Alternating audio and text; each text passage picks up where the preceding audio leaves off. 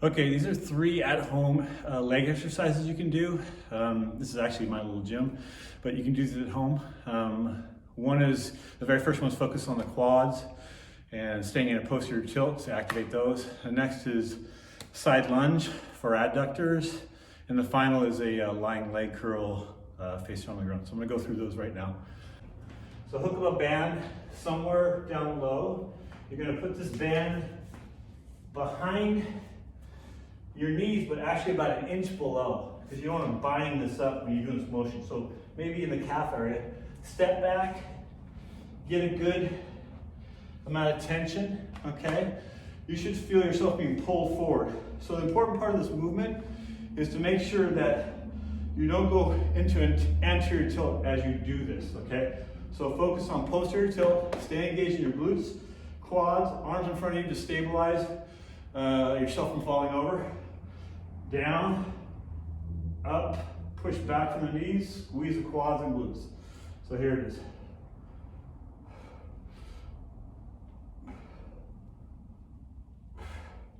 As it gets tough, you're going to start sticking your back out. Make sure you tuck, drive from the heels, up, squeeze, push back, engage the glutes. So maybe 10 to 15 reps of that. Okay, side lunge, take a light weight, or you can do this without any weight, okay? You're gonna be stepping out to the side, lunging down and reaching, and stepping back. So let's go through the protocol with this. Make sure when you step out, stay neutral in your spine, okay? That means don't stick your hips out or tuck too far back. Neutralize your body, stay engaged in the abs. So it's step, engage. Important part, don't let this toe turn out, okay? We're trying to keep forward stance as we do this. Bend through, weight into the heel, reach. You might want to come up on your heel, or if you can't, if you don't have enough flexibility here, just go down to what's comfortable, and then back up, okay? So engage, step, back up. You can alternate this movement. If it's too tough on one side, you can go back and forth. So it looks something like this, okay? Step, reach, tight abs, back up, drive from the heels. Or to the other side. Notice keeping this toe inward. I'm not letting it turn out.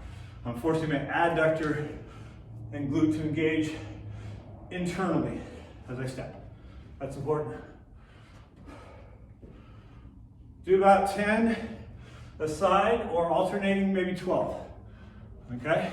Lying leg curl. Get a really lightweight dumbbell. You can even use a can of soup if you don't have the strength to do this. So you can hook the weight under your heels, okay? Get yourself flat at first, get comfortable, and this is the position you want to get to. So posteriorly tilt, come up a little bit on your elbows. Don't allow your waist to sag in as you do this. Stay tight in your abs, point your toes a bit, squeeze your knees inward, okay? And hold this position as you curl the weight up. The focus should be right in those hamstrings, midpoint of the hamstrings. Don't go too high because you'll anteriorly rotate and drop. So stay tucked, whatever your level is, and control the weight. So just like this. At times you'll get lazy, your knees will start coming out, so really pinch those knees together or put something in between them. And I'll go through a few reps here.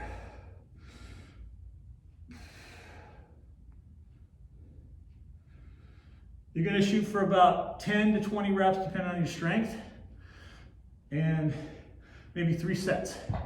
If you run those 3 movements together, I guarantee you have a great leg workout. You'll feel your adductors, your hamstrings, and quads engage in a proper way to help.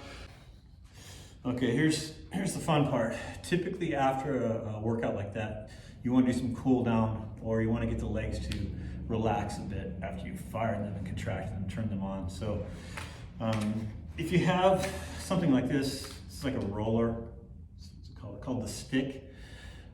This is a great unit to have just to kind of warm or cool down the tissue after the workout. And it's pretty passive, doesn't hurt too much, okay? So that's nice to do after a hard leg day. Anyway, I usually just clear the lateral parts of my leg, especially this lateralis that gets tied up on me, and even bring it into the adductor. And just rolling up and down, maybe a minute aside. If you don't have one of these, You can always just use a ball, tennis ball or whatever, and just kind of roll all the way up and down the legs, okay? It's not as effective, but it does the job. Okay, so that's the warm-up, or cool down to the warm-up. The next thing is grab a ball and let's directly try to relax this vastus lateralis. So I'm not sure if this is your issue, but on me, these tie up a lot when I'm doing this type of workout, so I wanna kind of deactivate them. So the first thing I do is pick 3 areas I'm gonna release, and I start pretty high. Remember, I'm focusing on this lateralis, okay, so I'm not going up to the hip at this point. It's all kind of quad work. So I usually just apply pressure in and hold that position maybe 5, 10, 15 seconds maximum with moderate pressure. It should be like a pain scale of like a 6 out of 10, not a lot, okay? And just come back to midpoint, do the same thing there, and lower. You can do many spots, but I pick about 3 of the most sensitive or tender spots. After that, I go a little further down, work this tibialis anterior or peroneal line, this outside line here, okay, that we're stabilizing me during that workout. I do the same thing, just hold pressure, once again, upwards of 15 seconds. Same thing here. You don't have to push on it, you can actually just let it sit if you're feeling a sensitivity. But I'm used to this, so I'm just applying some pressure. Try to stay off the bone, okay? You don't want to hit that sharp edge. The very next thing you'll do, let me show it from the side, is now we're gonna do kind of an active motion or self-active release on it. So you're gonna go back to those areas, okay?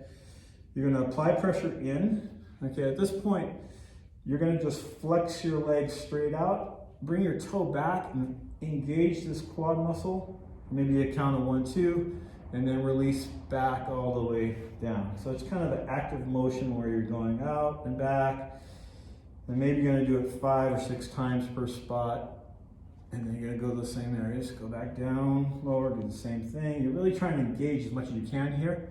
It's kind of what's called a pin and release thing. You're pinning the muscle down, and as I bring my leg back, it's lengthening, I'm stretching that, and then I'm shortening that tissue as I bring it out, okay? Once again, about 3 spots down the leg, and then I finish up going into that same line here. Once again, you can apply pressure or just hold it here, and what you're gonna do is just draw your toe up, okay, and that lengthens that tissue, and point the toe down, and tissues are lengthening and shortening as you do this. So up and back, maybe 3 to 6 times each spot. You'll feel the areas that need it because they're really sensitive. If it hurts too much in one spot, just kind of hold it. Like my toe up there, I can feel that more. I'm just gonna hold for a count of 2 to 3, release all the way down, and follow the way down. So that's a pretty simple home, call it after workout, neurological relaxation routine. I recommend you do it after a leg day like that. You just feel much better, and your pelvis will be in a better position if you do that. Thanks again. Take care.